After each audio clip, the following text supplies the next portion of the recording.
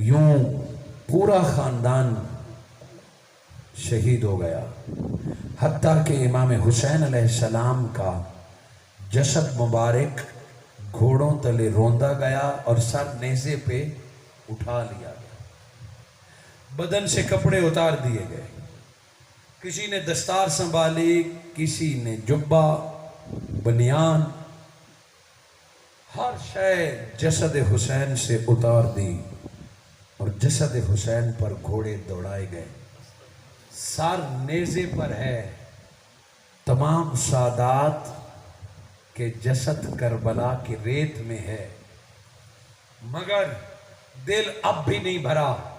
काफिला चलने को है, काफिला चलने को है। सैयदा ज़ैनब को भी गिरफ्तार किया गया, ऊंट पर बिठाया गया, नबी की बेटियों को भी ऊंट पर बिठाया गया और हज़रत इमाम ज़ैनुल आबिदीन के पाँव भी बांधे गए, हाथ भी बांधा गया और गले में भी डाला गया। बीमार करबला इमाम ज़ैनुल आबिदीन को यूं पाबंद सलासल किया गया, जहां से मैं बात और यजीद की लानत और कुफ्र की बात करूंगा कि इमाम ज़ैनुल आबिदीन को हाथ पांव में रस्सियां जंजीरें डाल के चलने का कहा तो सारे काफिले के ऊंटों की कतार बनाकर ज़ैनुल आबिदीन के हाथ में दे दी कि ये तेरे घर के ऊंट हैं, तू खींच के ले जाएगा। हाथ पांव भी नहीं खोले और ऊंटों की लाइन भी, मगर सैयदना इमाम ज़ैनुल आबिदीन हजरत सज्जाद को तसल्ली हो गई कि चलो उन ऊंटों को खींचूंगा जिस पर मेरी फुप्पो हजरत ज़ैनब बैठी हैं, जिस पर मेरी बहनें बैठी हैं। मगर चलते वक्त किसी ने कहा कि ये हुसैन का सर भी इसी को दो, हम क्यों उठाएं।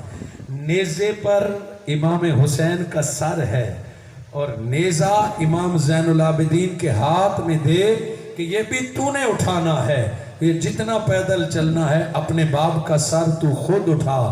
बीमार करबला को एक हाथ में ऊंटों की रस्सी दी गई और दूसरे हाथ में चलते वक्त वो नेज़ा पकड़ा दिया गया जिस पर सरे हुसैन है। शहादत तो पहले देख चुके, मगर इमाम ज़ैनुल आबिदीन बुखार की वजह से खेमे में थे, शहादत का मंजर अपनी आंखों से नहीं देखा। जब अपने बाबा का सर मट्टी में खून में लथपथ देखा, निगाह उठा के देखी तो कटी हुई रगें नजर आने लग गई। जब अपने बाबा का सर, कटी हुई गर्दन, खून में दाढ़ी, खून में तर देखी तो इमाम ज़ैनुल आबिदीन को गश आने लगा, बेहोश होके गिरने पड़े।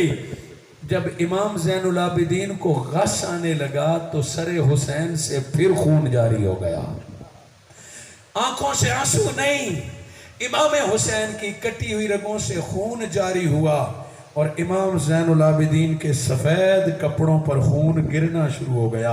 चूंकि पहले करबला का खून ज़ैनुल आबिदीन को नहीं लगा था, मगर खून लगा। मेरे उस्ताद मुकर्रम फरमाते हैं, अब बात समझ आई कि सर यजीदियों के हाथ से निकल के ज़ैनुल आबिदीन के हाथों में क्यों रब ने पकड़ाया, क्योंकि अभी हुसैन की गर्दन में खून बाकी था। ये वो खून है जिसको रब ने पाकीज़गी अता की, ये तहारत का खून है। रब चाहता ये था कि हुसैन के खून से सज्जाद का लिबास रंगीन हो जाए, दुनिया ये न समझे कि सज्जाद ने कुर्बानी नहीं दी।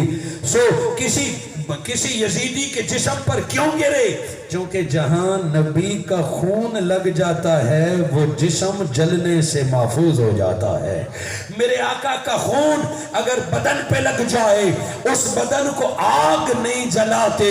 रब ने चाहा कि जन्नत के सरदार का खून अगर गिरे भी से तई तो हुसैन के अपने बेटे असगर सज्जाद के बदन पर गिरे।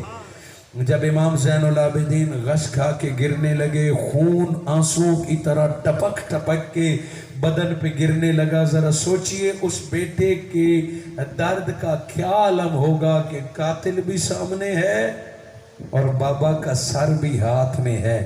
غش کھا کے گرنے لگے، نوجوان تھے، بچے تھے، غش کھا کے گرنے لگے۔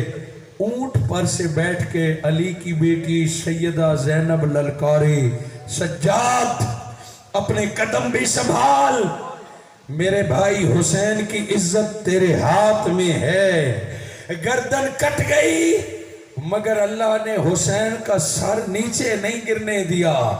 سجاد اب اہل بیت کی عزت تیرے ہاتھ میں ہے، اگر تو گر گیا نا تو ساری عزت حسین کی گر جائے گی۔ اب تو نے سنبھالنا ہے۔ پھپھو کے یہ جملے سن کے ایک طاقت آ گئی، علی کا شیر بیدار ہو گیا، مضبوطی سے پکڑا، پاؤں ہل نہیں رہے۔ ظلم جبر اونٹنوں کو بھی کھینچنا ہے اور سر کو بھی اٹھانا ہے۔ یہ قافلہ چل پڑا۔